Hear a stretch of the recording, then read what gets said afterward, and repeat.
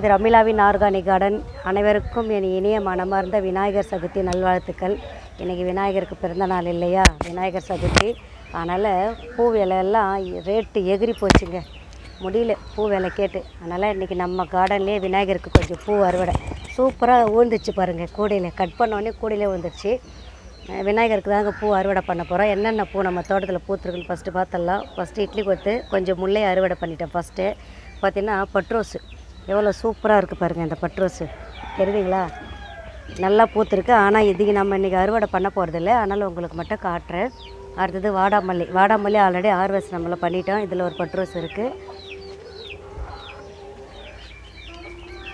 அடுத்தது இங்கே கொஞ்சம் பட்ரோஸ் இருக்குது பாருங்கள், தெரியுதுங்களா. மொத்தம் 2 கலர் இருக்குது. ரெட் கலர் ஒன்று, வாடாமல்லி கலர் ஒன்று. ரெட்டுன்னு சொல்ல முடியாது, டார்க் பிங்க்கு மாதிரி இருக்குது. இதையே நம்ம ஹார்வெஸ்ட் இன்றைக்கி பண்ண போகிறது கிடையாது, ஏன்னா விநாயகருக்கு இதை நம்ம போட போகிறது இல்லை. அதனால் அடுத்த டாபிக் போயிடலாமா. அடுத்தது ஒரே ஒரு மல்லி இருக்குது, அதை நம்ம அடுத்தது பார்த்துக்கலாம்.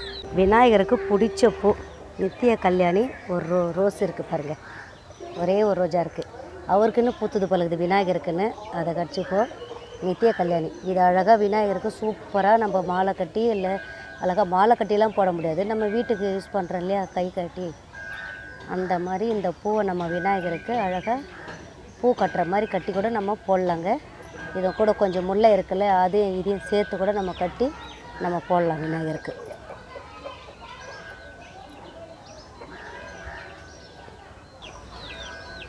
நித்திய கல்யாணி ஒரே ஒரு அதிகமாக மருத்துவ குணம் இருக்குது, நான் இன்னொரு வீடியோவில் சொல்கிறேன்.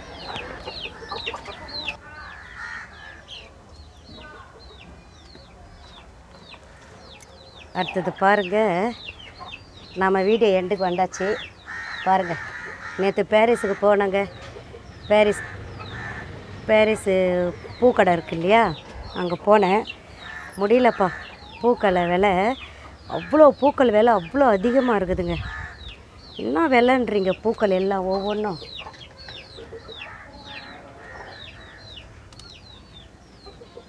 இங்கே பாருங்கள், இங்கே ஒரு பூ இருக்குது பார்த்தீங்களா, அவ்வளோ விலையாக இருக்குதுங்க பூக்கள் எல்லாம் ஒவ்வொன்றும். இப்போ சாமந்திலாம் பார்த்திங்கன்னா கிலோன்னு சொல்கிறாங்க, ஆனால் உண்மையில் அது கிலோலாம் கிடையாது, 1/4 கிலோ தான் இருக்கும்.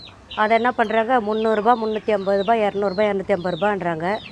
சிலது வந்து நல்லா இருக்கும், சிலது வந்து நல்லா இருக்காது.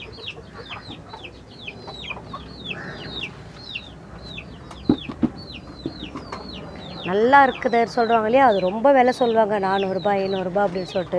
ஆனால் பார்த்தீங்கன்னா கம்மியாக தான் இருக்கும். 1 கிலோன்னு சொல்லுவாங்க, விலை அதிகமாகிறதெல்லாம் பார்த்தீங்கன்னா 1 கிலோன்னு சொல்லுவாங்க, ஆனால் அரை கிலோ தான் இருக்காது. அரை கிலோன்னு சொல்லிவிட்டு 200 ரூபா, 250 ரூபா, 300 ரூபா போடுவாங்க, அது 1/4 கிலோ தான் இருக்கும். அவ்வளோ விலைங்க, வாங்க முடியல விநாயகர் சதுர்த்தி. ஆனால் இதே பாடுங்க, நம்ம கார்டனில் இருக்கிற பூவே நம்ம எவ்வளோ ஹார்வெஸ்ட் பண்ணி அழகாக விநாயகருக்கு நம்ம இதை படைக்க போகிறோம்.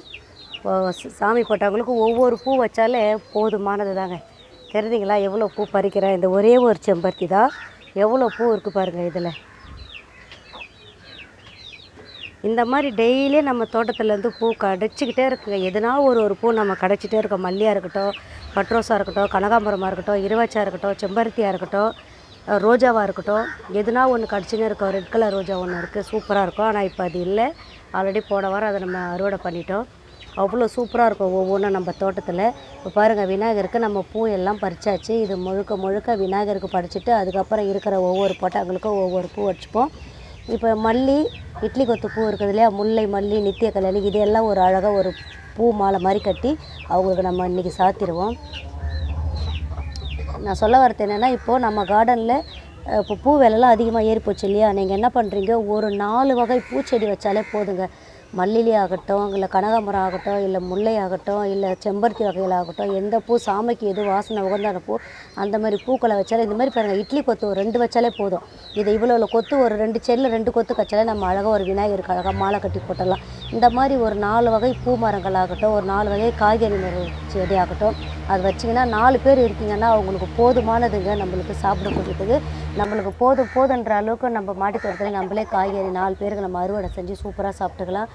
ஓகே, இந்த வீடியோ உங்களுக்கு பிடிச்சிருந்தால் லைக் பண்ணுங்கள், கமெண்ட்ஸ் பண்ணுங்கள், மறக்காமல் சப்ஸ்கிரைப் பண்ணி வச்சுங்க. அப்போ தான் நான் போடக்கூடிய வீடியோ உங்களுக்கு நோட்டிஃபிகேஷன் வந்து சேரும். தேங்க்ஸ் ஃபார் வாட்சிங். வணக்கம் மக்களே. மறக்காமல் சர்ப்ரைஸ் பண்ணுங்கள். தேங்க்யூ.